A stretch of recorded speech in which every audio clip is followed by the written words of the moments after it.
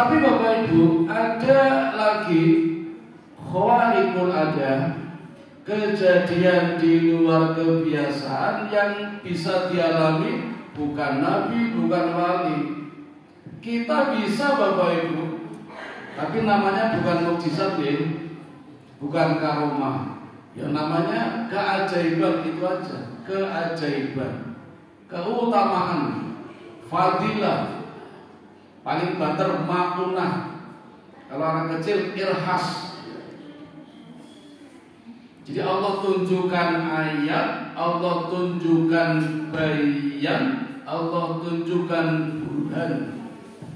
Tapi syaratnya Bapak Ibu, orang yang diberikan ini adalah orang yang senantiasa berbuat baik, orang yang bertakwa.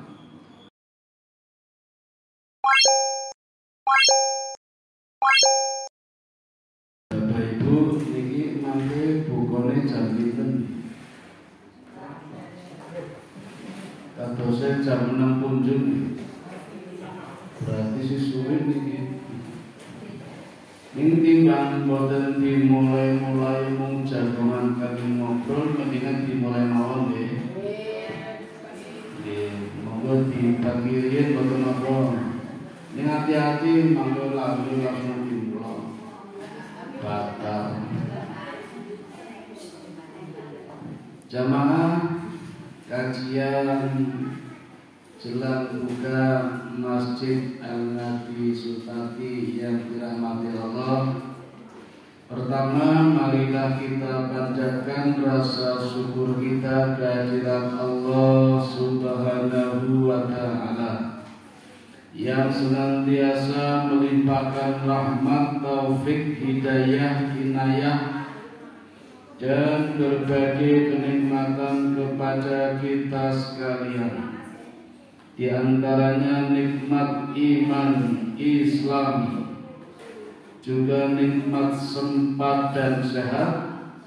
Hingga sore hari ini kita bisa hadir memenuhi panggilan Allah Subhanahu wa Ta'ala di tempat yang mulia Masjid Al-Ngati Sutati dalam rangka pengajian sembari menunggu saat berbuka sekaligus sholat maghrib berjamaah. Mudah-mudahan kehadiran kita semua mendapatkan rahmat, anugerah, lindungan dari Allah Subhanahu wa Ta'ala. Amin ya rabbal alamin.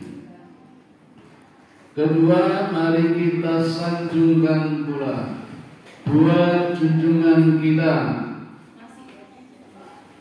putra Abdullah, buah hatinya Aminah, intannya Mekah, berliannya Madinah. Siapa lagi kalau bukan ya Nabi ya Nabi Muhammad sallallahu alaihi wasallam. Semoga dengan sholawat yang kita sanjungkan kepada beliau, wanita Nabi Rasulullah yang paling mulia, kita mendapatkan syafaatnya. Amin ya rabbal alamin. Bapak Ibu yang dirahmati Allah, sore hari ini saya akan melanjutkan materi yang sudah saya sampaikan saat kuliah subuh tadi pagi, tapi tidak di sini, Pak. Di Masjid Baitur Rahman Karangbaru, tentang kemu'ajizatan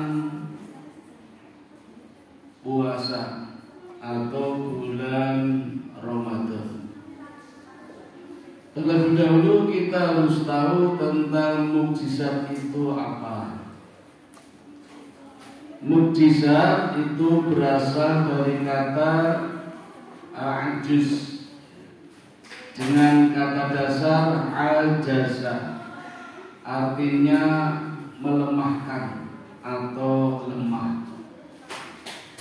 Maksudnya ketika mukjizat datang, maka kekuatan apapun menjadi lemah. Maksudnya begitu. Kekuatan sihir apapun akan kalah dengan mukjizat. Jadi mukjizat ini termasuk dalam perkara khawarikul adah, di luar kebiasaan-kebiasaan. Maka kejadiannya biasanya yang tidak pernah terjadi, Bu. Kalaupun terjadi 2 kali, beda-beda sedikit, tempatnya juga beda. Dan mukjizat ini Bapak Ibu, Allah berikan hanya untuk Nabi dan Rasul. Kita bukan Nabi, Pak. Bu, jangan berharap dapat mukjizat.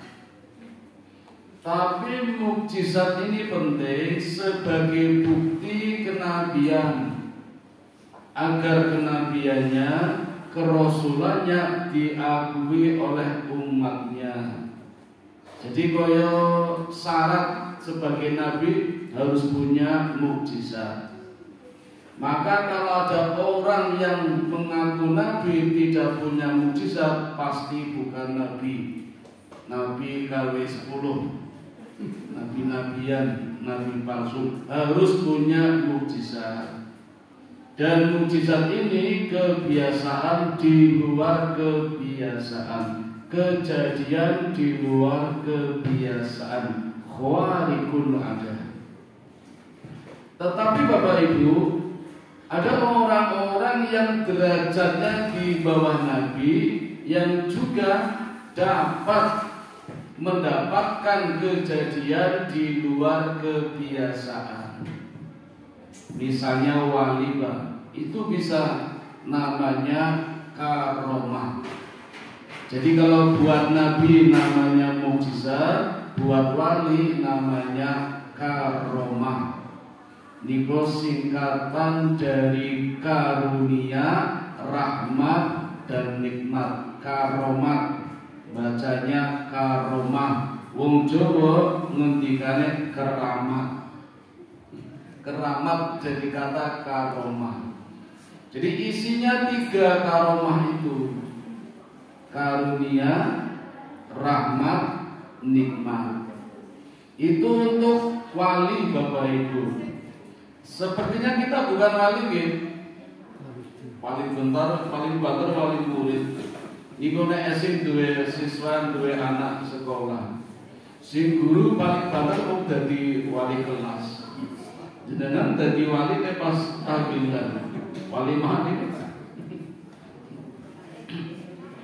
Kalau nikah nih wali nikah, tapi bukan wali karomah.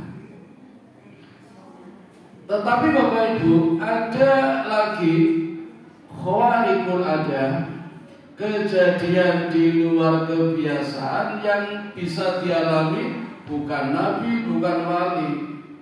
Kita bisa Bapak Ibu, tapi namanya bukan mukjizat, bukan karomah. Ya namanya keajaiban, itu aja, keajaiban, keutamaan, fadilah, paling banter makunah.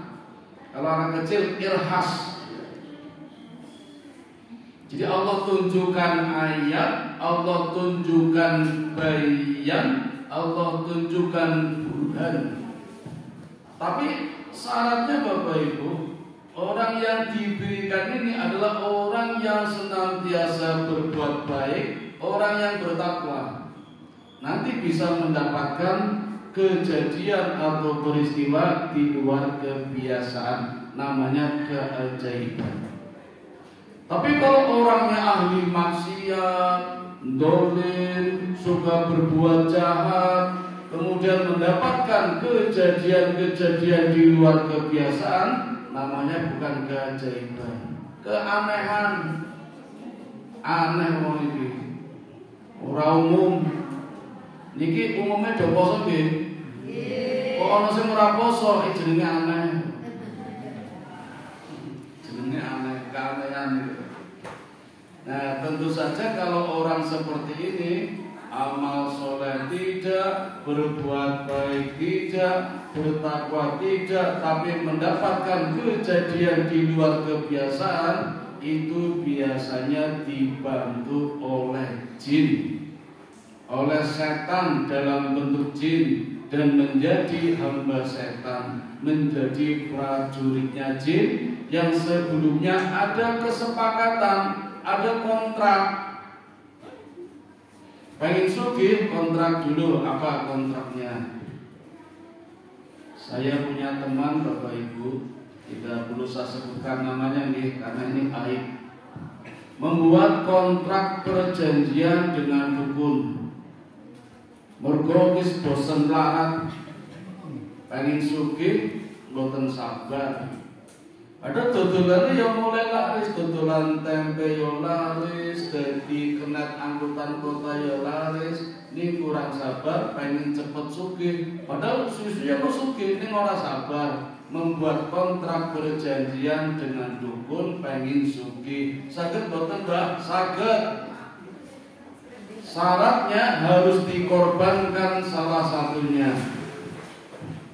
Nah ini Bapak Ibu, kalau jenengan ditawari pengen sugih, gelem nggih.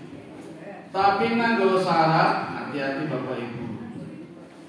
Biasanya syaratnya 3. 1, tidak menyembah Allah. Jadi orang yang sholat bareng berarti, atau menyembah selain Allah. Syarat yang pertama. Yang kedua, melakukan pembunuhan, kudu ana sing mati. Dan yang ketiga, harus berbuat zina. Seperti di Gunung Putih itu. Hafal kok. Gunung Kawi pengen sugih, harus berselingkuh, berzina dengan wanita-wanita yang menjajakan. Itu berarti dukun. Atau mau gampang, ciri-cirinya 3 nih kok. Mulanya panjenengan ditawari Bapak Ibu, lihat dulu syaratnya apa. Kalau ada syarat salah satu dari 3 ini, hati-hati. Itu berarti kontrak dengan jin atau setan. Seperti yang dilakukan teman saya, syaratnya salah satu direlakan anaknya atau istrinya. Pripun? Orang kanggo to sugih, ngopo nek salah satu dikorbankan, istrinya atau anaknya. Perjanjian kontrak sudah disepakati Pak. Dalam perjalanan pulang mikir-mikir, usake ngono aku sugih ya percuma, bojoku ilang apa ilang. Ora tegel, akhirnya balik lagi ke dukun, dibatalkan. Apa kata dukun? Mboten sakit Bu, sudah terlanjur kontrak, nggak bisa dibatalkan. Silakan pilih yang meninggal siapa, anaknya apa istrimu. Enggak, saya batalkan. Ya wis, yang meninggal kamu. Malah diwalik. Dan tetap ora gelem maksa-maksa. Ya memang akhirnya nggak meninggal, pasti jadi edan. Jadi edan nek ndi butuh klambi mau nganggo kathok kopet, gawe nang mlaku-mlaku. Sekarang hasilnya seperti apa? Wis ora dodolan tempe, wis ora dadi kenek, malah wudu klambi ning dalan. Mesake bojone anake malah isin tok. Anake koncone, anake duwe kanca-kancane demune-demune, istrine yo malu dengan tetangga. Itu baru membatalkan kontrak, Pak. Belum menjalankan kontraknya dengan jin. Nah itulah Bapak Ibu, buat apa mendapatkan keajaiban kalau harus minta bantuan dengan jin. Kita tidak perlu bersahabat, berteman. Bahkan Nabi melarang dengan makhluk-makhluk seperti itu yang selalu minta pamrih. Tidak ada yang ikhlas, hanya untuk mendapatkan keajaiban. Tidak perlu Bapak Ibu. Quran yang Allah berikan kepada kita lewat Nabi kita Muhammad sallallahu alaihi wasallam penuh dengan kemukjizatan. Quran yang jumlah ayatnya 6.666 ayat demi ayat, kalimat demi kalimat itu penuh dengan kemukjizatan. Termasuk ayat diwajibkannya kita menunaikan ibadah puasa. Surat nomor Bu? Al-Baqarah. Surat keberapa Pak? Surat yang kedua. Ayatnya berapa Bu? 183. Kenapa Deren? Namun setunggal sinapa? Gih, monggo terus guys.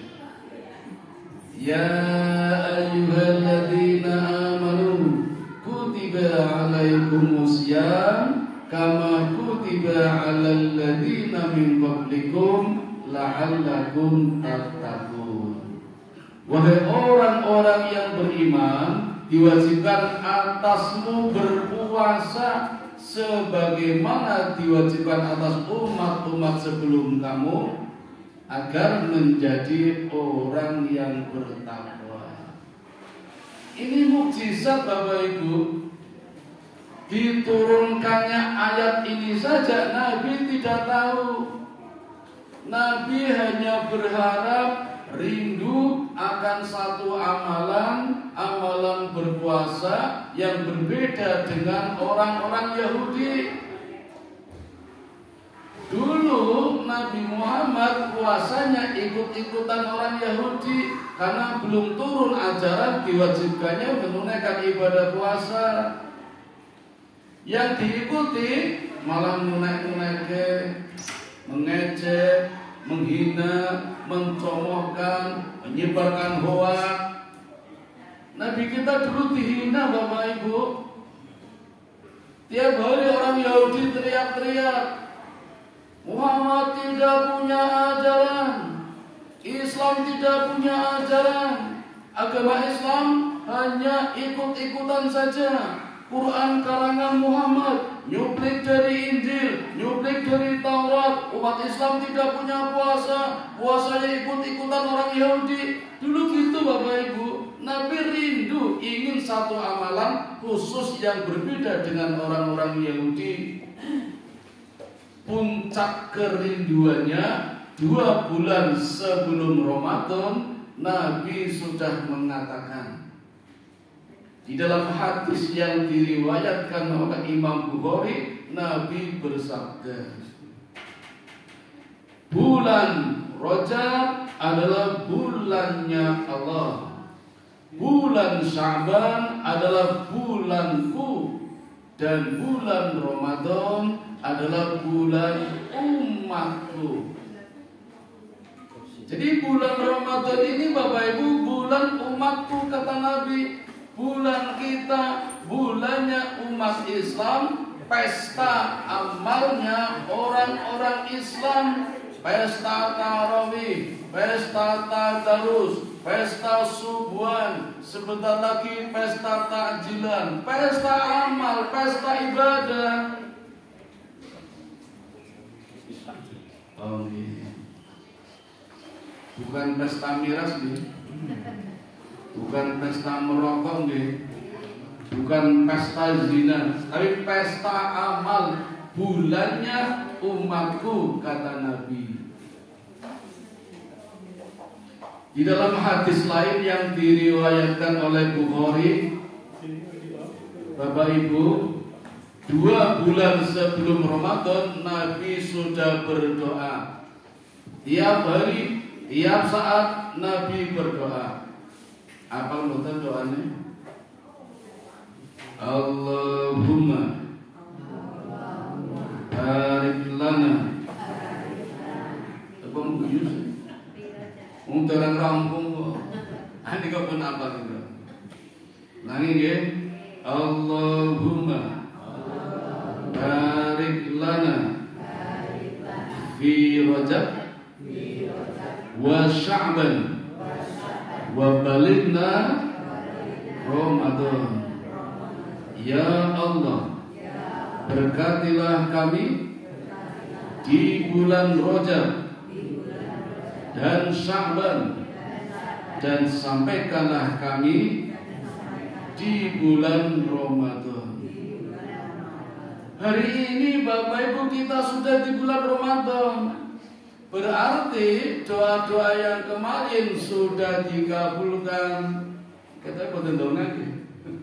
Itu namanya rahmat Allah. Orang donga kok diberi kesempatan bertemu Ramadan. Tapi saya yakin dengan berdoa kok Bu. Tahun yang lalu ya, ketika Ramadan hampir berakhir, donga mudah-mudahan bertemu dengan bulan Ramadan tahun depan. Nah sekarang sudah bertemu. Nah turunnya ayat ini Bapak Ibu di bulan Sya'ban di luar dugaan Nabi. Nah kejadian seperti ini dinamakan mukjizat bagi Nabi. Jadi mukjizat itu bentuknya, macamnya banyak Bapak Ibu, tergantung situasi dan kondisi pada zaman yang dilalui oleh masing-masing Nabi.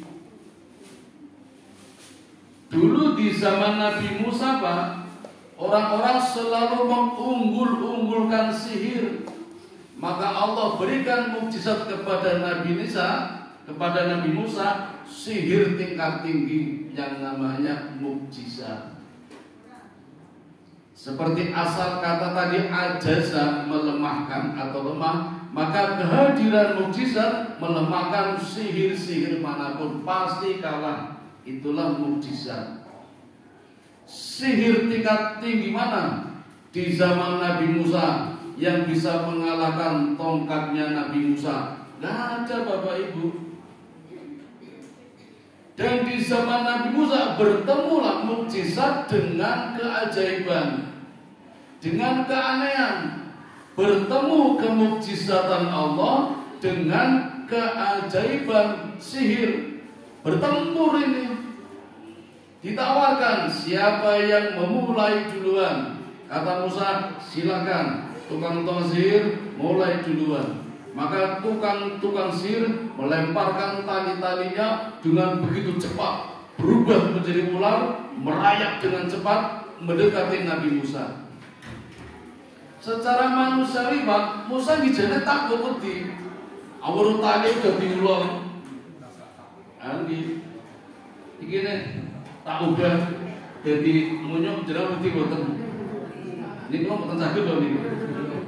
Gila, Musa nggih kaget.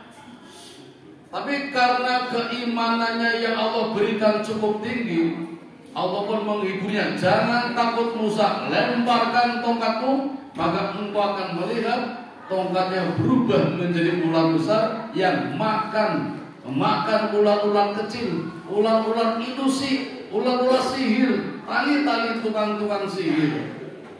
Dimakan semua dengan cepat. Dan kejadian ini Bapak Ibu membuat tukang-tukang sihir langsung sujud semuanya dan mengatakan, aku beriman kepada Tuhan seperti Tuhannya Nabi Musa dan Tuhannya Nabi Harun. Harusnya Fir'aun kalah Bapak mengurup di depan mata. Bapak Ibu, kita tidak menyaksikan kedahsyatan mukjizat ini, hanya mendengar saja kemudian percaya. Nabi senang Bapak Ibu. Makanya Nabi kita mengatakan, beruntunglah orang yang tidak hidup bersamaku tapi beriman kepadaku, yang tidak menyaksikan dahsyatnya mukjizat tapi percaya dengan adanya mukjizat. Nabi senang Pak.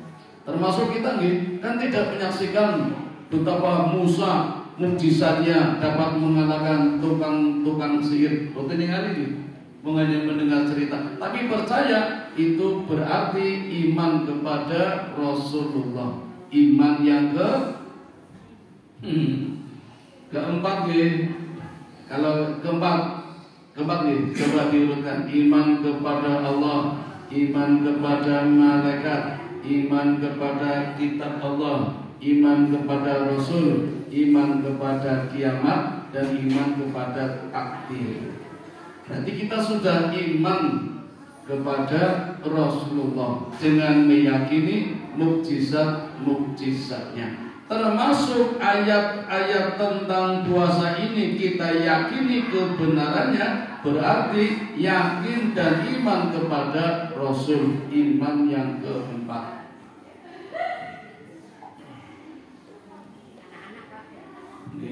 Apa-apa santai mawon. Biasa. Riyen kula lagi nakon kok. Malah luwih nakal malih kula. Awet terus kata ombe kula riyen. Nggih, ustaz ngisi bunga coba ternyata ombe kula. Ini boten lesu ustaz ini. Bahkan Nabi Musa Bapak Ibu dengan tongkatnya sekali pukul bisa membelah lautan menjadi 12 jalan tol. Pun nanti lewat jalan tol sini mriki derek dadi kasih dadi boten itu. Niko nek dadi Bapak Ibu jembar 4 ruas. Niko nembe 1 jalan tol. Lautan yang dibelah dengan tongkatnya Nabi Musa 12 jalan tol. Sejumlah 12 kabilah Bani Israel yang diselamatkan Nabi Musa dari kejaran Fir'aun. Total umatnya 120.000 yang ikut hijrah bersama Nabi Musa menyelamatkan kesadisan dari Raja Fir'aun. Bahkan umatnya menyaksikan begitu laut dibelah, airnya Bapak Ibu itu menggunung, jadi tinggi. Saya bayangkan kalau hidup di masa itu luar biasa nggih. Kita nggak pernah menyaksikan seperti itu nggih. Membayangkan terjadi tsunami seperti apa. Misalnya lautan selatan terjadi tsunami, kan dereng nate nggih. Cuma diberitakan saja dulu tahun 2006 tanggal 26 Mei tsunami dolanan kabeh. Motornya ditinggal, jebul ilang kabeh motornya. Percaya dengan isu. Itu kalau kita membayangkan terjadi tsunami betul, laut menggunung seperti gunung, kan luar biasa itu kejadiannya itu. Kalau orang Bantul sendiri menyaksikan betapa tanah bergelombang, rumah terbang-terbang. Ada yang di dalam rumah selamat, begitu lari keluar rumah malah kena mabur jubin malah mati nih. Wonten itu. Nah, ini juga kejadian di luar kebiasaan.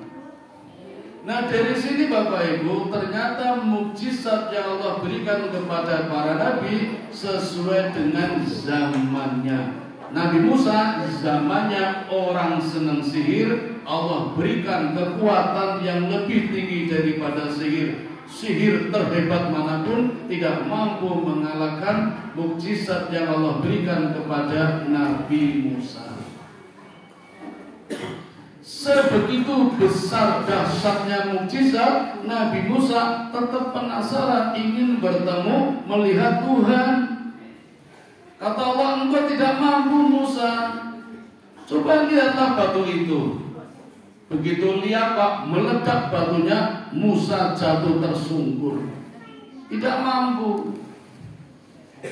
Apa perintah Allah selanjutnya? Ya Musa, masukkan tanganmu ke leher baju. Dimasukkan lagi. Keluarkanlah tangannya, maka mengeluarkan cahaya putih bersih tanpa cacat. Dan 2 mukjizat inilah yang dijadikan bekal Musa untuk berdialog dengan Fir'aun, menyadarkan dakwah. Bapak Ibu, Nabi Musa menghadap Fir'aun bukan demo, membawa 2 senjata, 2 mukjizat, tongkat dengan tangannya, bukan untuk membunuh Fir'aun, tapi untuk berdakwah, mengajar. Siapa tahu Fir'aun masih gelem kembali kepada jalan yang benar. Itu saja Nabi Musa merasa berat, masih minta tolong kepada Allah, minta kepada Allah agar bicaranya bisa lancar. Lalu Musa berdoa, Rabbis rohli sadri wa yassir li amri wahlul 'uqdatam min lisani yafqahu qawli. Ya Tuhanku, lapangkanlah dadaku, mudahkanlah urusanku, dan lepaskanlah belenggu lidahku ketika bicara. Nabi Musa, Bu, yang begitu hebat, Pak. Kalau minta sesuatu, berdoa kepada Allah. Jadi kalau kita ingin sesuatu tidak minta kepada Allah, niko jenenge sombong, gaya, kumaki, kumayu.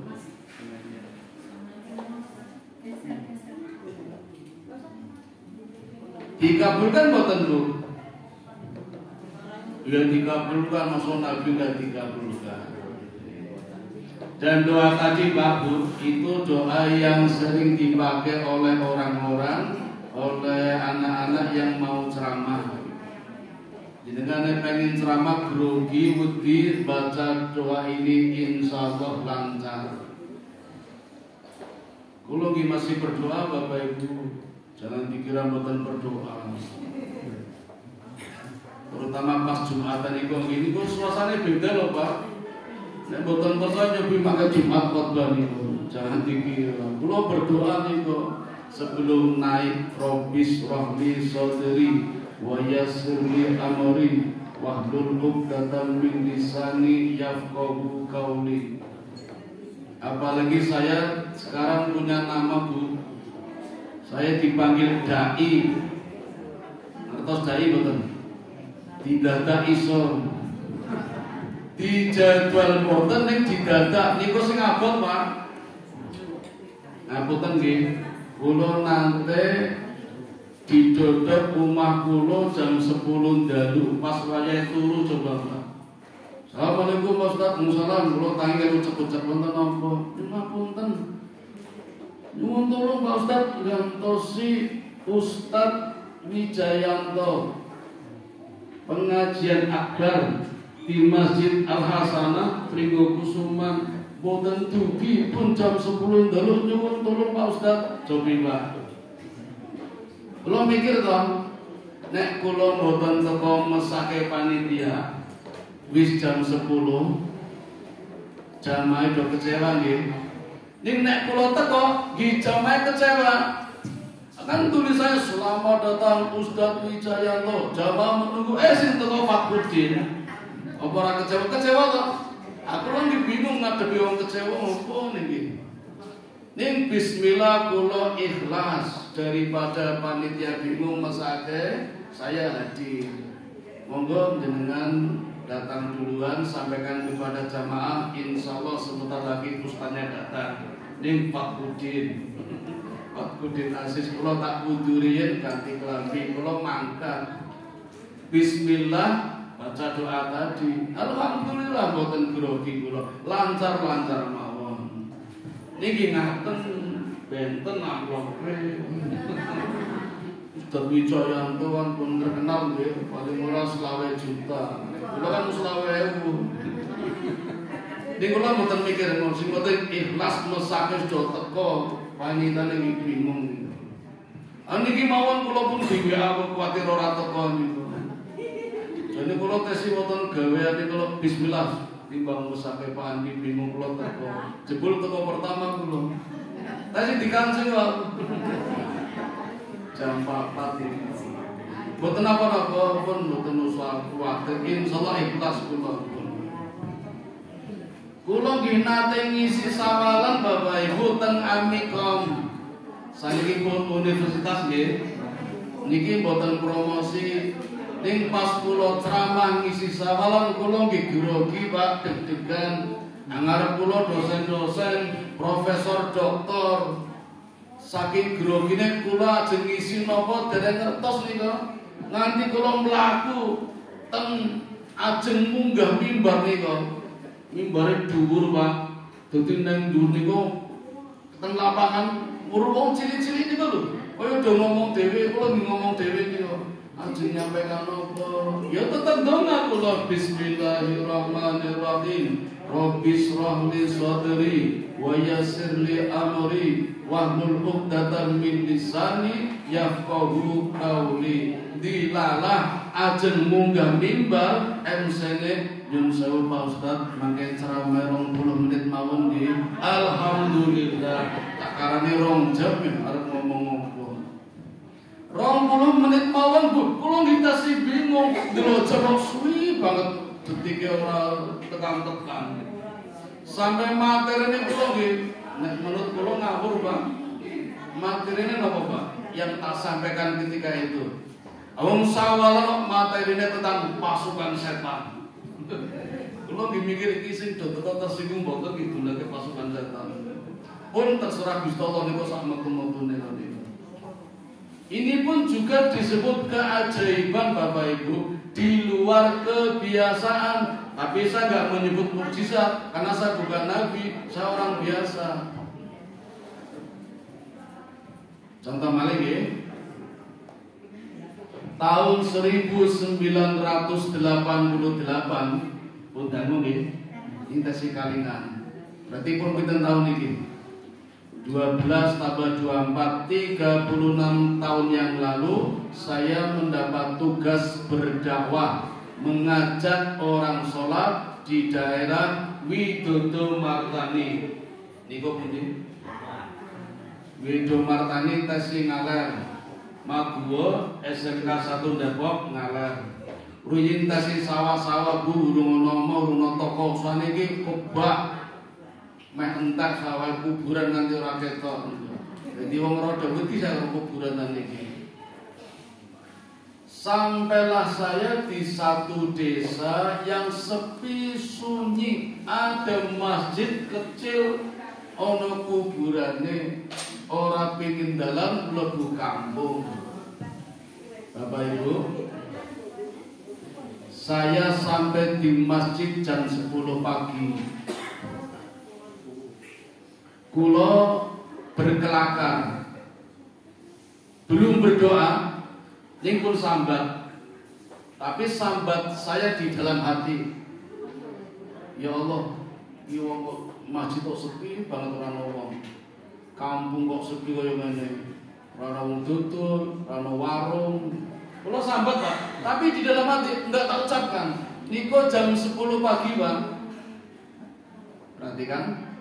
Jam 11 Bapak Ibu, wong do teko nggawa ambeng. Ambeng ngertos nggih? Kaya tumpengan gunung niki biasa, niku jenenge ambeng. Jam 11 Pak, hanya dalam waktu 1 jam orang kampung pada datang do nggawa ambeng. Pada jam 10 tadi, 1 jam sebelumnya saya mengeluh. Kampung apa sepi banget, orang warung, orang wong tutul, orang jamaah. Allah tunjukkan keajaibannya. Bukan mukjizat, saya bukan nabi. Ini luar biasa Bapak Ibu. Jadi belum berdoa saja, baru sambat, Allah sudah tunjukkan keajaibannya. Khawarikul adat, kejadian di luar kebiasaan. Itu dulu Bapak Ibu, waktu saya mendapat tugas berdakwah mengajak orang sholat. Saya dapat tugas dari Masjid Al-Ittihad, Jalan Kaliurang, kilometer 5,5. Punten berikut ya. Pertemuannya dulu setiap malam Ahad, kalau sekarang setiap malam Jumat. Jenengan kalau hadir di sana Pak, insya Allah akan melihat keajaiban. Apa keajaibannya? Yang hadir di sana Bapak Ibu, nggak ada ustadz, nggak ada penceramah, nggak ada ulama besar, nggak ada Yusuf Mansur, nggak ada Khalid Basalamah, nggak ada hakim, hanya orang-orang biasa seperti kita Pak. Tapi begitu diberi kesempatan ceramah, luar biasa Pak. Tanpa persiapan, hanya bermodal Rabbis shrahli sadri wa yassirli amri wahlul 'uqdatam min lisani yafqahu qawli. Saya lihat sendiri Bapak Ibu, tukang becak tukang ngambil sampah, diberi tugas, kamu ceramah, langsung bisa Pak. Yang tadinya harusnya kultum, kuliah 77 menit, menjadi kuliah 70 menit nanti isak nih Pak. Luar biasa, itu keajaiban Pak. Orang sinau, orang belajar, nanti iso ceramah nih kok, dengan doa seperti ini. Monggo ajeng nyobi. Makanya ditutup ceramah Pak. Gak usah takut, nanti insya Allah bisa sendiri. Namanya keajaiban itu. Luar biasa nih. Ini keajaiban khawarikul ada. Buat kita yang berniat berbuat baik. Tapi kalau Nabi namanya mukjizat. Dan mukjizat itu sesuai dengan zamannya, seperti Nabi Musa tadi. Di zaman Nabi Isa, orang suka dengan ilmu kedokteran, tabib, maka Allah berikan mukjizat kepada Nabi Isa, ilmu kedokteran, mampu menyembuhkan berbagai macam penyakit, membuat orang lumpuh jadi sehat kembali, membuat orang kena penyakit lepra, kusta, kudis kembali sembuh, membuat orang buta bisa menjadi melek, bahkan orang mati pun bisa hidup kembali oleh Nabi Isa. Itu mukjizat, bukan sihir, dan mengalahkan ilmu-ilmu kedokteran ketika itu.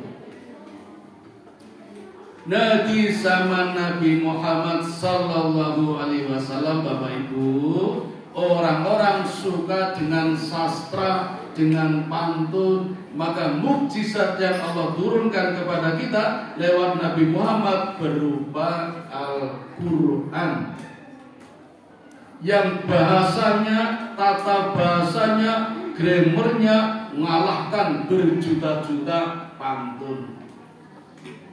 Putra putri jenengan Bapak Ibu pun doa apal sing jenenge juz amma, mulai dari An-Naba, An-Nazi'at, Abasa sampai Anas, itu seperti pantun. Cobi tes mawon.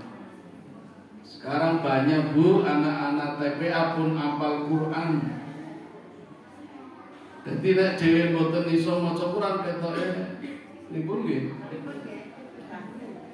Kula wingi nggih kisinan Bapak Ibu, kula nyobi iseng-iseng daftar lomba musabaqah hifdzil Quran yang diselenggarakan oleh Telkom. Belum daftar, di sana banyak tempat pendaftaran, ada loket-loketnya. Saya coba mendaftar yang ini, Pak, saya daftar. Bapak hafal berapa juz? Kaget kula. Saya hafal juz 30. Juz amma. Saya tak daftar ini. Panitiane guyu kabeh, Bu. Guyune guyu ngece. Bapak, panjenengan niku sudah bukan usianya nek lomba ini hafalan juz sama niku tingkat TK, Pak. Kula isin, Bu.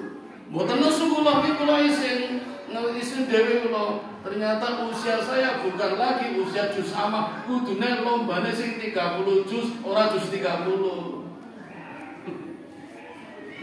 Jenenge isin dhewe ya.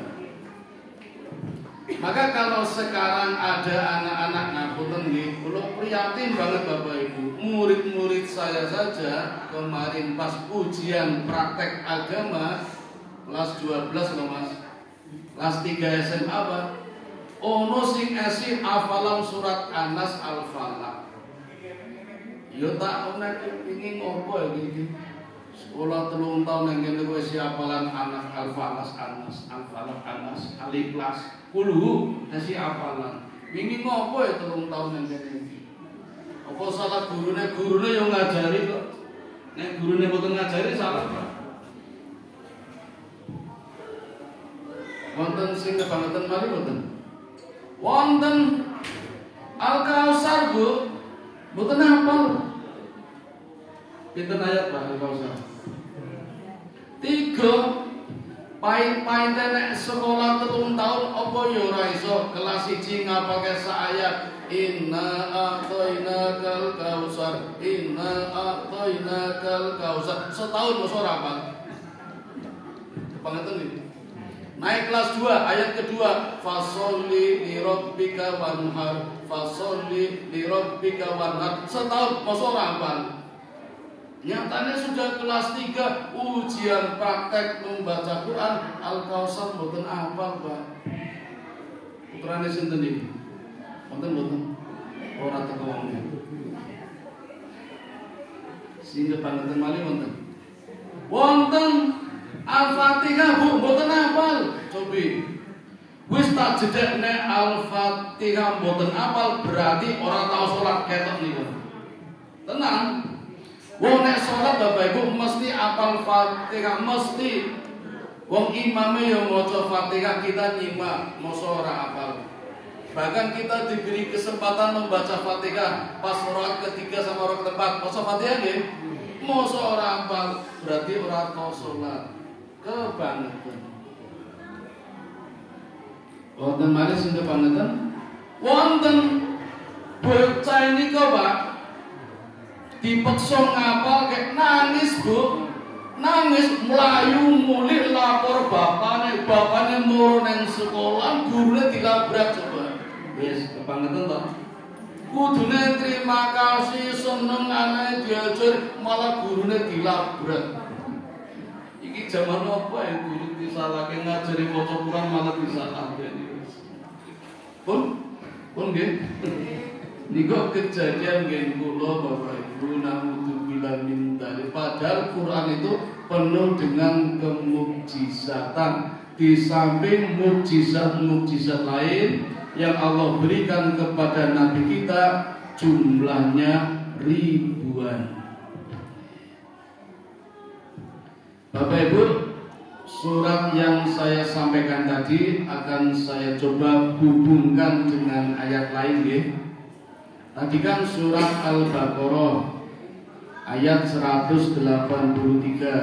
Sekarang saya hubungkan dengan surat Al-Baqarah juga ayat 3. Hafal mboten? Nanti kalau sudah saya sebutkan insya Allah hafal. Ayat-ayatnya kadang bingung. Alladzina yu'minuna bil ghaib wa yuqimuna shalah wa mimma razaqnahum yunfiqun. Ini jawaban dari ayat sebelumnya. Ayat yang kedua. Mundur apa mboten Bapak Ibu nak mundur? Ini dilombakan juga Pak. Saya dulu pernah jadi juri hafalan Quran. Di pertanyaan pertama bawakan surat ini sampai selesai, gampang lancar. Nanti yang kedua surat pilihan juri maksudnya masih gampang. Yang ketiga pertanyaannya lanjutkan ayat yang saya baca. Saya bawakan ayat separuh dilanjutkan. Yang angka yang keempat saya bacakan ayat, sebutkan ayat sebelumnya. Masih angka itu datang ngeling-ngeling ngulangi dari depan. Itu besi banget dia. Dulu waktu saya jadi juri di Bantul, saya pernah juri MHQ, pernah juri MTQ, pernah juri pidato. Ayat sebelumnya Bapak Ibu Allah berfirman dalikal kitabul la raiba fihi hudan lil muttaqin. Oh, ketinggalan nggih. Dalikal kitabul la raiba fihi, tidak ada keraguan di dalam Al-Qur'an. Demikianlah Quran yang tidak ada keraguan di dalamnya bagi orang yang bertakwa. Ini ayat 2. Ayat 183 tadi, 183 ya. Wahai orang-orang beriman, diwajibkan atasmu berpuasa sebagaimana diwajibkan atas umat-umat sebelum kamu agar menjadi orang yang bertakwa. Pun, ketinggalan hubungannya kelihatan ya.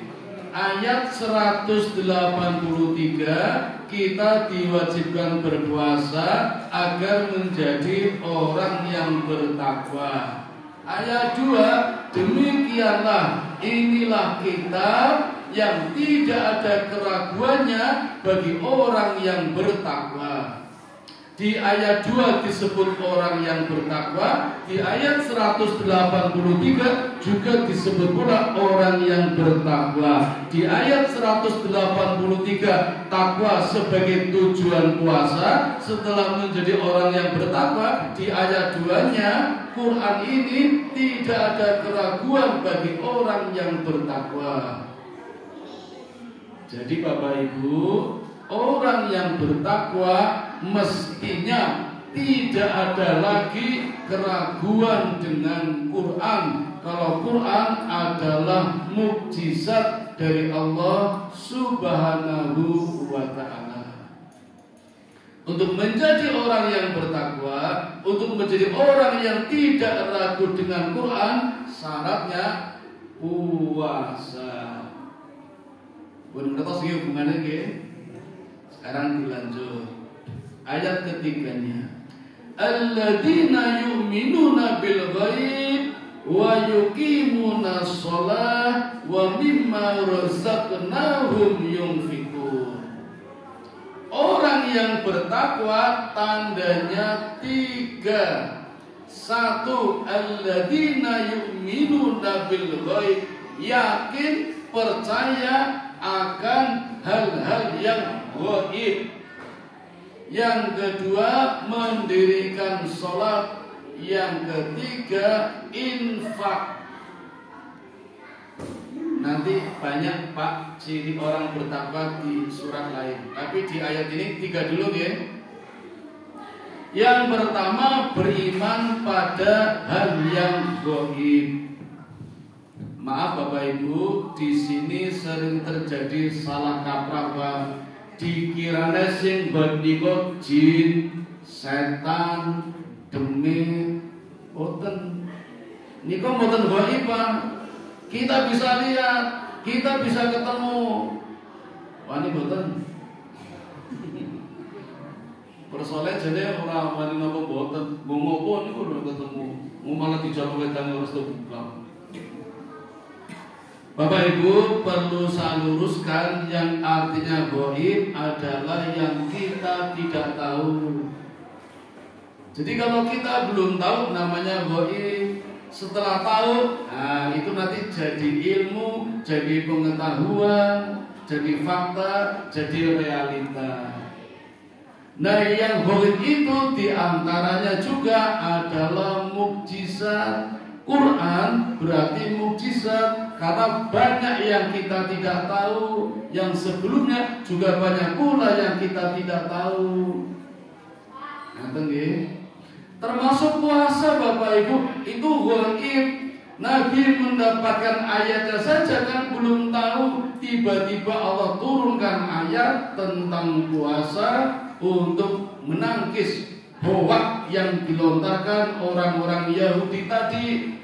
Maka begitu mendapatkan ayat tentang diwajibkannya puasa, Nabi senangnya bukan main. Saking senangnya para sahabat dikumpulkan dan Nabi mengatakan asyamu junnah. Wahai sahabatku, puasa kita hebat, puasa kita luar biasa, puasa kita dahsyat, puasa kita junnah. Apa itu junnah? Perisai yang mampu membentengi kita dari kemaksiatan, dari perbuatan jelek, dari keburukan yang bisa membatalkan puasa. Insya Allah Pak, dengan puasa kita terbebas dari kemaksiatan-kemaksiatan. Mau miras, poso ya. Arab dolan teng pasar kembang, poso ya. Ras itu. Mau ngapusi, wah nanti batal, lagi puasa. Mau marah, lagi puasa, jangan. Bahkan ketika dimarahi pun terima menang, timbang makin jawab jadi padu, batal. Menang bagus, terima menang aku. Itu puasa kita Pak, benteng, perisai dari hal-hal yang membatalkan puasa yang sudah dipasang ranjau-ranjaunya oleh jinnah. Jinnah itu apa Bapak Ibu? Bangsa jin. baik jin yang kelihatan maupun yang tidak kelihatan, yang siap menggoda kita, membatalkan puasa kita, namanya jinnah. Nah, kalau puasa kita sebagai jinnah bisa mengalahkan jinnah, nanti Bapak Ibu kita akan mendapatkan yang namanya jannah. Napa niku jannah? Surga. 10 hari pertama kita mendapatkan rahmat, 10 hari kedua kita mendapatkan maghfirah, 10 hari ketiga kita mendapatkan karcis, tiket itkum minanar, terbebas dari siksa api neraka. Berarti mendapatkan surga yang namanya jannah. Jadi ada junnah, ada jinnah, ada jannah. Itu lingkarannya, Pak. Puasa kita, kata Nabi, asyamu junnah. Dengan junnah kita bisa mengalahkan jinnah, dan kalau jinnah kalah kita mendapatkan jannah. Istimewa, kata Nabi. Maka dengan ayat ini Yahudi gempar, Pak. Geger orang-orang Yahudi. Kenapa sekarang Muhammad tidak berpuasa seperti kita? Kenapa orang Islam tidak puasa lagi seperti kita? Ditinggalkan ajaran-ajaran Yahudi, umat Islam punya ibadah puasa sendiri yang lebih baik, terbaik, paling hebat. Tidak seperti orang-orang Yahudi puasanya. Itulah kebanggaan kita sekaligus kebanggaan Nabi. Maka Nabi mengatakan, Bapak Ibu, barang siapa senang, riang gembira, ceria dengan datangnya bulan Ramadan, akan diampuni dosa-dosanya setahun yang lalu. Senang saja, Bu, gembira, hatinya pelawak, alhamdulillah sudah Ramadan. Pun bukan? Alhamdulillah. Mari Bapak Ibu kita batalkan puasa kita dengan takjil yang hari ini ingkang mundur ya. Keluarga Bapak Sudiono, mudah-mudahan pahalanya tetap mengalir berlimpah-limpah, dan Bapak Ibu yang lain juga ketularan. Bismillahirrahmanirrahim.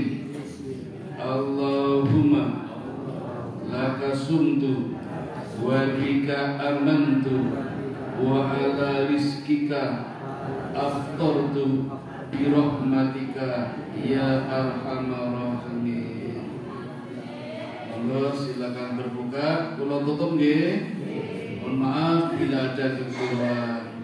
Subhanakallahumma wa bihamdika asyhadu an la ilaha illa anta astaghfiruka wa atubu ilaik. Assalamualaikum warahmatullahi wabarakatuh.